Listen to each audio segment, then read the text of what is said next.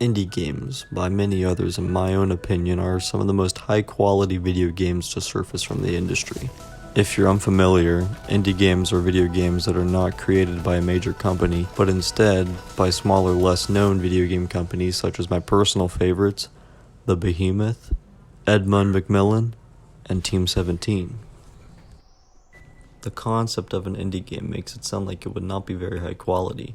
Small amounts of developers, small budget, etc. While major companies have all of that multiplied by hundreds. But that assumption is definitely wrong. Major companies lack in more genuine ways, I'd put it. They are more often concerned on what will get the most money, with the use of microtransactions as the perfect example. Electronic Arts. I see Activision and 2K lacking in this because they release these AAA titles like Call of Duty and NBA 2K yearly, and everyone always buys them despite the usual copy and paste game design, because people love these games, and that is perfectly okay. These games aren't usually filled with flaws like glitches, but they're just the same. I do not feel the emotion as I normally do with an indie game that obviously has tremendous amounts of love and care into it.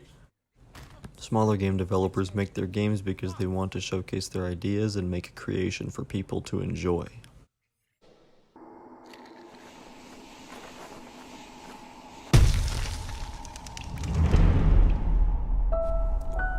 Hollow Knight, Cuphead,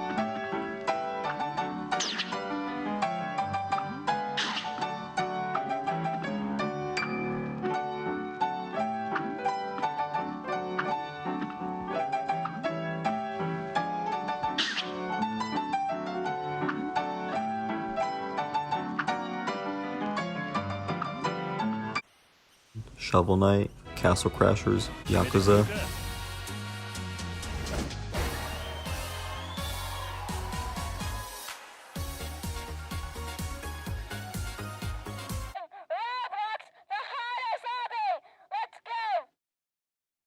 Roblox, Goat Simulator.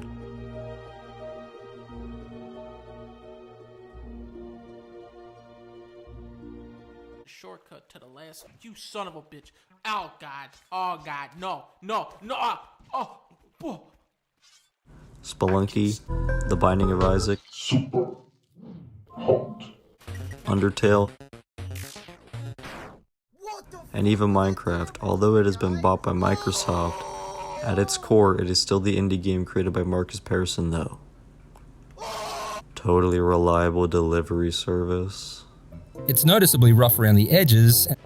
They are all video games, but most of these have received popularity among the gaming community and got their well-deserved spotlight for these amazing games. But I like to shed light on one of the more unknown indie games that I've recently played and believe it deserves the traction for its innovative ideas and amazing quality.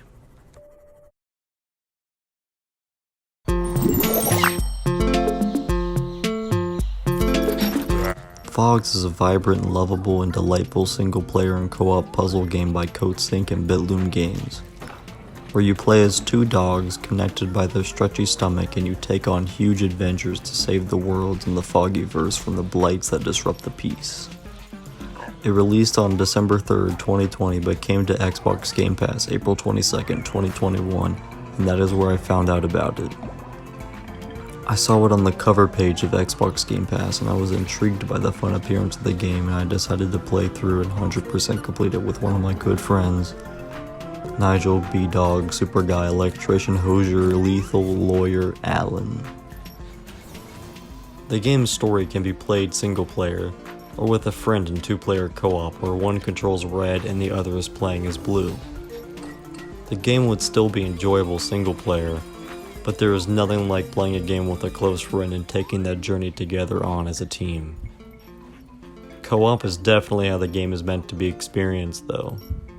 Going through the puzzles that I'd say are just the right difficulty to have to think it through though, but also not be too difficult and still enjoy solving it. The thing is, you're connected, so you have to work as a team the whole game through and tackle these trials as red and blue. You often will be blaming your friend for messing up or not making a jump or not timing it right, but I believe there's fun in that. When you begin, you're dropped into the home hub to find your way to the first level. It's like a tutorial of sorts with understanding how you'll be controlling red and blue. After you complete it, you're returned to the home hub world where you can access the hat store and the 3 worlds: food world, sleep world, and play world. The goal of the PHOGS is to save each world from their different dilemmas and receive the 3 necessities a dog needs in return, and that is to eat, sleep, and play. Each world contains 6 levels and 1 boss level. Levels have 2 groups of collectibles, bones and boingles. They are not required to complete the level, but are for 100% completion. Bones are golden in appearance and usually are given out from NPCs after completing a task or doing a more challenging route to find it, with 3 to 5 in each level. Boingles are small, pill-like blue cyclops creatures with a pink feather on their head. They appear way less frequently, with only 1 in each level, and they have to be found by having a more keen eye. Obtaining all collectibles rewards you with an achievement and a star in your save file. All of the music, hub worlds, levels, characters, they're so playful and vibrant with colors and happiness.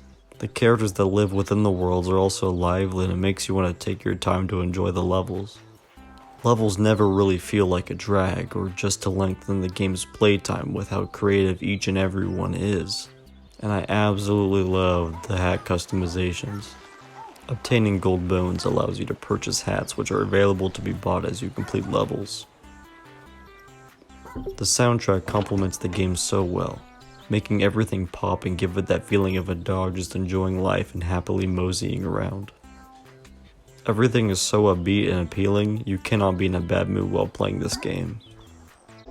Hub worlds are one of my favorite features of this game just for how dynamic they are and how they change the further you progress in the story. It is just a personal thing, but I absolutely love that in video games for some reason. The home hub world is flourished with references from levels you've completed, like the trophy from winning first place, and the space race, and the play world, and the paintings that the painter gives you in different levels as a memoir. As boingles are collected, they return to the home and they spread about. World hubs are more full of life because they are all their own civilizations with characters themed after the world's theme.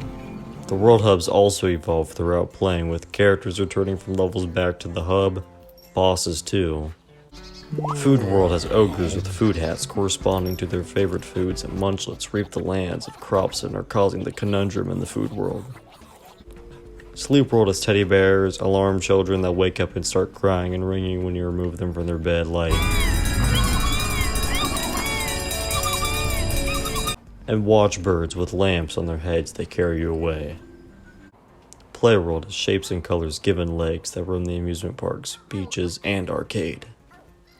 Level design is very innovative in PHOGS. I'd often be playing and just think it out almost every level as something that you haven't seen anywhere else. It's just so original and creative, and you can just tell how much love and care was put into it all.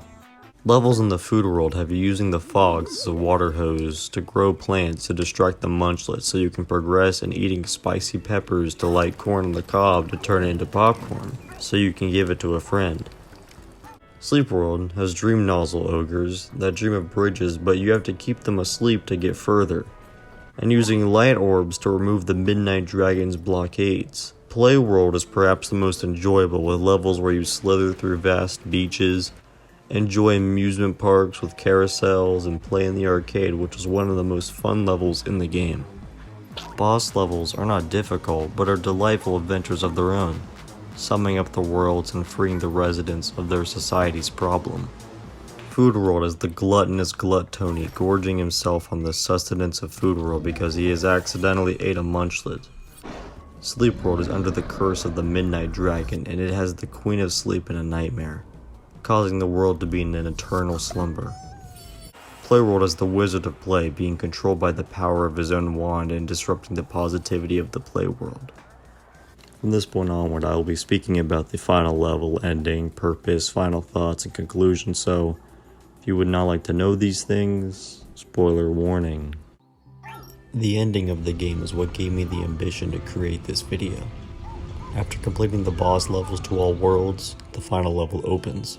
You drop underground into a whimsical ancient Aztec-like temple centered around trials of teamwork and duality.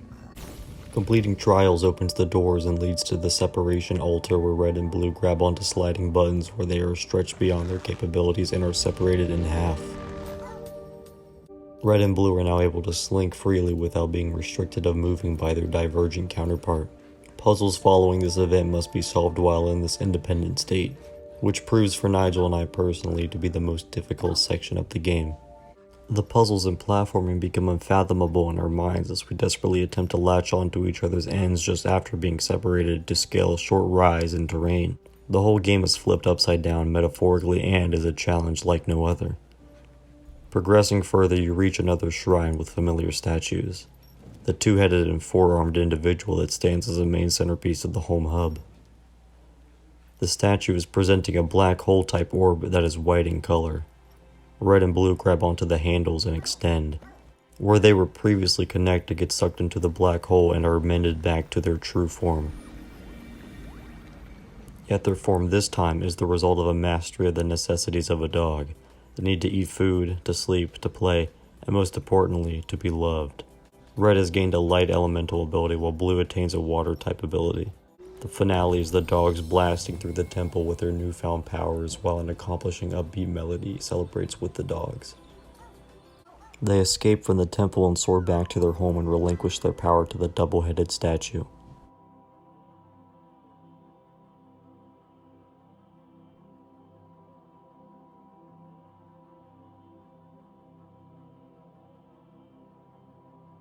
Finally, the power surges throughout and destroys the stone, keeping their friends imprisoned in the home hub world.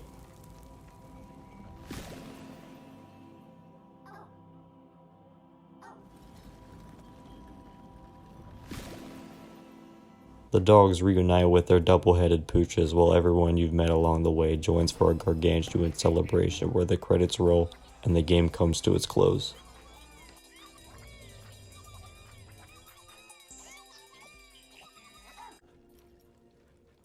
After Nigel and I completed the game, we truly pondered at the whole experience of it all, and we perceived a theme or like a purpose to the game. A beautiful display of situational irony takes place when you are separated from each other and you have to work together as individuals. The entire game with us was jokingly but most of the time seriously blaming the other for usually our own mistakes. Being stuck together by a stretchy stomach and having to constantly traverse as a team seemed to be a burden throughout the entire game. Yet the moment we were separated, we couldn't operate efficiently at all. We were nothing without each other. The connection that we had was thought to be the bane to success, but it was the complete opposite. When we are joined together again with the black hole, it is so relieving. The game makes you appreciate being stuck together at the very last moment so you can reflect on all that has happened. When you are connected again, the dogs glow gold and their emote that is usually a boingle is turned into a heart. We interpreted the idea that they received the one last thing that they needed, and it is love. You appreciate being conjoined now so you can harness all of Red and Blue's powers. I had always thought their goal was to get a dog's necessities, but it was to save their other friends in the Foggyverse. PHOGS is an underrated indie game that's full of charm, love, insanely innovative, and deserves so much more recognition. We begun the game and sort of treated it like we hated it because we'd play it very late at night and it would drive us insane. Yet towards the end we realized how much we loved the game, and in completing it we felt something missing. Quitting to the main menu after, realizing it would be the last time we would play the game together because we had 100% completed it. It was really saddening. It was completed, we were done, and we had nothing to look forward to anymore. It was such a moving feeling that it inspired me to create this. I truly love PHOGS. All the way through, it's a great experience with a friend, a significant other, or even by yourself. It still lives up to one of my favorite indie games of recent times.